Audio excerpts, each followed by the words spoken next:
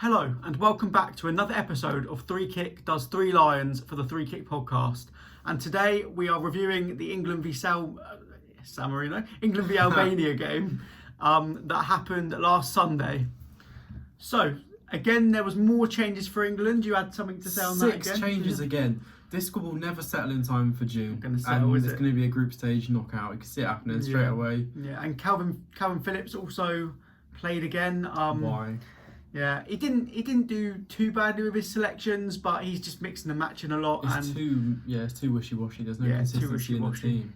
Yeah, so the game started actually pretty well for England. It was a bit of 50-50 in the midfield. They were dominating the ball a little bit, but the first goal came when Luke Shaw crossed the ball into Harry Kane, and he headed home a perfect header into the right-hand corner of the goal. Excellent finish. It was a great finish, a great cross from Shaw. But he only scores penalties, remember? Yeah, he only scores penalties.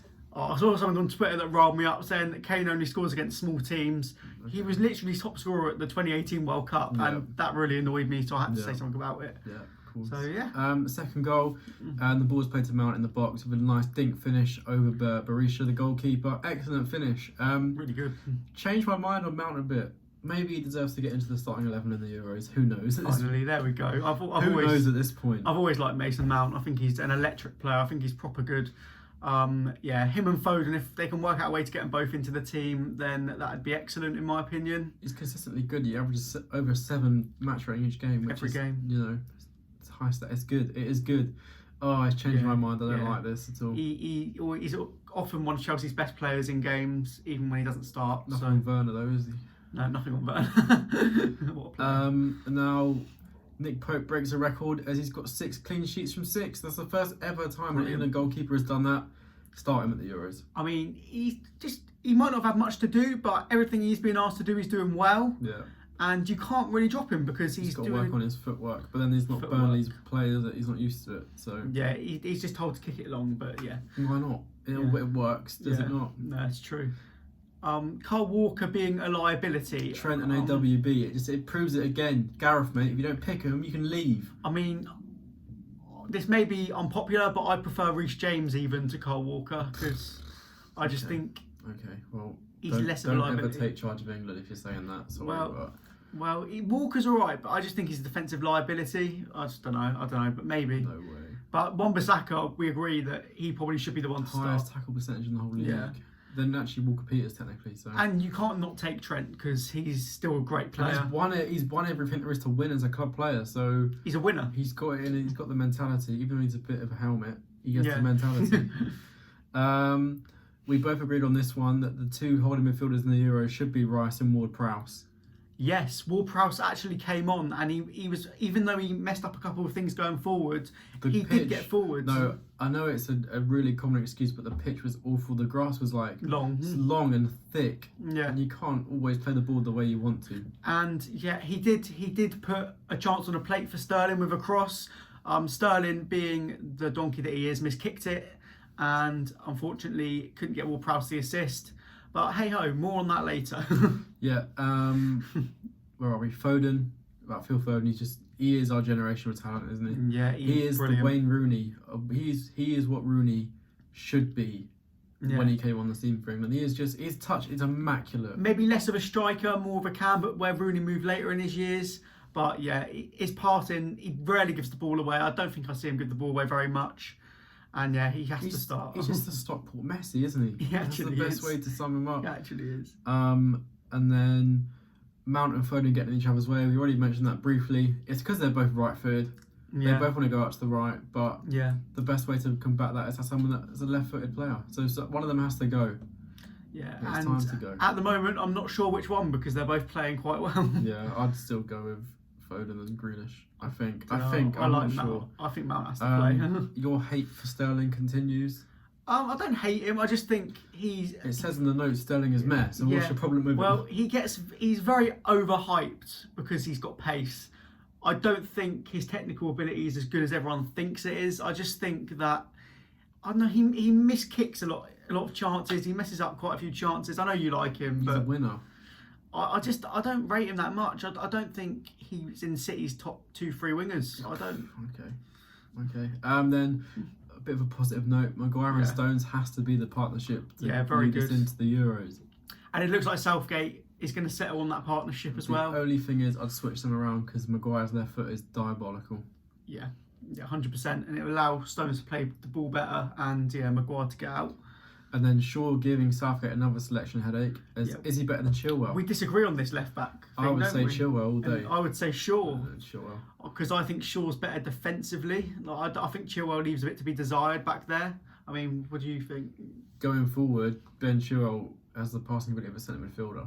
Defending, he's a defender that loves to defend. You know how rare that is. He loves to get stuck in. I don't think you lose too much going forward with Shaw, though. I mean, he got the assist for Kane. I think he's still very good going forward. I just think that Chilwell brings that extra bit of defensive reassurance. I don't trust Shaw. I do. I think he's lazy. I think he's been the best left back in the league this season. No, Danny Rose. Calvin Phillips. We spoke about this already, but how is he in the team? He's a mid-table Premier League team. I mean, I don't mind if he takes him. I just don't think he should start in a big tournament like this. I just feel like he'll get done by other midfields, like France's and Germany's and Spain's in particular. Scotland's at this rate. Yeah, and Scotland's brilliant. The formations. Why does he keep changing the formation? I mean, I think he likes to play narrow by the looks of it, like 4-2-3-1. High and wide. I mean, I think that also, I do say that I think that does affect Sterling a little bit. The fact he's being asked to play a bit narrower. I think if he played out wide, he'd be able to beat players a bit better. So I will defend him on that front. I just think, that's got to be either the 4-2-3-1 wide or a 4-3-3. Well, I just feel like he's trying to get Foden, Mount and Grealish all in the same team with that formation. That's what I think. He's injured, isn't he? But apparently he's not going to pick him. That is the latest rumours. Yeah, if he doesn't pick him, he needs to have a word with himself because he's one of the most talented players. His arrogance makes him so much better as well. Exactly. And when you're losing 2-1 going into injury time of a game... He's going to hit a screamer, isn't he? Him or Lingard's going to score a goal. So I remember Saints were 4-1 down to Villa earlier in the season and Saints were 4-1 up to Villa earlier in the season. Grealish just came alive towards the end of the game. Yeah. Scored and assisted and it was 4-3 at the end. And that's what you need, that little bit of extra. We were hanging on at the end. And then for the next game, Lewandowski is out, injured. Brilliant. Yeah, that's God. Because I feel like it's a much more even game on Wednesday if Lewandowski's fit. I don't even know. I feel like it's good and bad because it doesn't give our centre backs a test. Yeah, they might still have a little test. We've got good old Piatek and Milik probably. But they're not going to provide. Piatek. But I'm relieved because we do need to beat Poland because we don't want to have to go there and win later on in the campaign. So and then obviously to round up. That's 6 out of 6 points so far in qualifying. Top of the group, Brilliant I think. Start. Good start, solid performance. But we're going to have bigger tests. Yeah, we are. Poland and Hungary are going to be bigger tests. Yeah, Hungary that put 3 past Poland. So yeah. It's going to be exciting. It's going to be... it's going to be terrible come the summer. Oh, yeah. Oh, no. It is. Right. We'll be back for the outro. Let's see what Ryan has to say. So 2 wins out of 2 for England against Albania, following the 2-0 victory, with goals from Kane and Mount. The performance, I think, was worse than when we played San Marino. But you have to remember that Albania have senior internationals from the Bundesliga and Serie A in their side, compared to San Marino, who really aren't that great a footballing nation. So we obviously knew that the game would be tougher than expected for England, but I didn't expect to be as many changes as there were. I think if you're going to select the best 11, you've got to, you can't chop and change around too much. And I feel that Southgate does that too much when it comes to England international matches. I don't think Ward-Prowse deserved to be dropped for Rice and Phillips in a midfield too. But I'll come on to more of that in a second. Mason Mount starting. Yes, Chelsea fans, you can argue all you like about how he's been your best player under Tuchel. But realistically, he does not start for this England side. He just doesn't start, in my honest opinion. Foden does, though. Foden looked quite bright. I can see why everyone... He's had a good season for Man City. And he's been doing very well. And he didn't play as badly as he did on Sunday. But overall, it was a performance that was one what we got the job done in the end. Albania, they had a couple of chances in the game that they should have probably taken, but at the end of the day, Kane got his first international goal in God knows how long, and Mason Mount scored, which got all the Chelsea fans raving that he scored for England.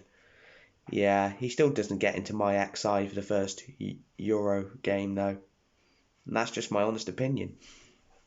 Now, talking of Southgate and formations, if it is a 4-2-3-1 he's sticking with, as that was the formation that he was playing today, then I only need to say one thing. If you're going to play 4-2-3-1 at the Euros, Gareth, do not start 2 defensive midfielders every game. And the reason I say this is because if you play 2 defensive midfielders in a 4-2-3-1, the opportunity to counter-attack has gone.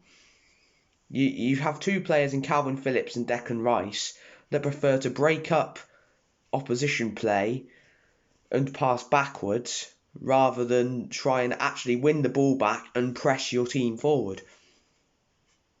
I've watched it a lot this season for Man United because we play 2 DMs at times with Fred, Matic, McTominay, etc. It's exactly the same thing.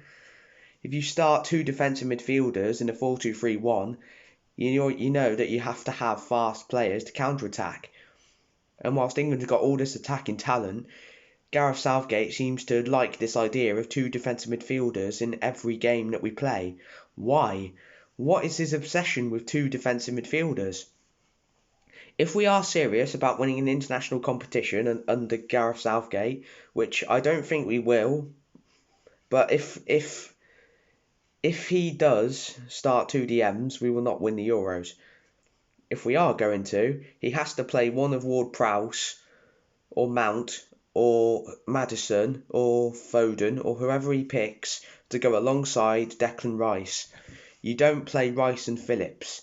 You don't play Rice and another defensive midfielder, Bellingham for example.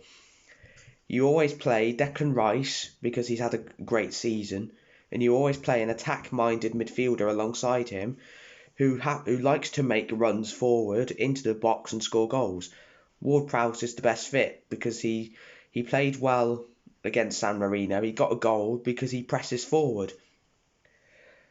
But this 2 defensive midfielder business has to stop. I mean, he said in his press conference the other day that he already knows to start an XI. From that basis then, we're most likely to see a back 5 with 2 defensive midfielders, a cam and 2 forwards. Or a 4-2-3-1 with 2 defensive midfielders. We have attacking talent: Grealish, Maddison, Barnes, Foden, Kane, Sterling, Sancho, Rashford. You've got Lingard. If you want to be the best country, you have to play the best players and play the ones on form. It's as simple as that. Thank you, Ryan, for that. Some very good analysis in there. So yeah, this has been our match review of the England v Albania game in Albania.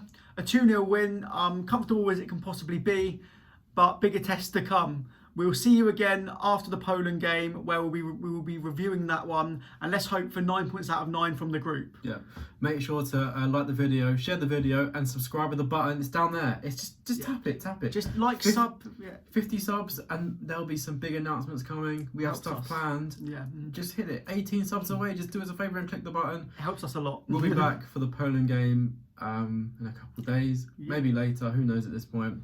Could be the weekend. And we'll see you in the next one. Thank you very much. See you then.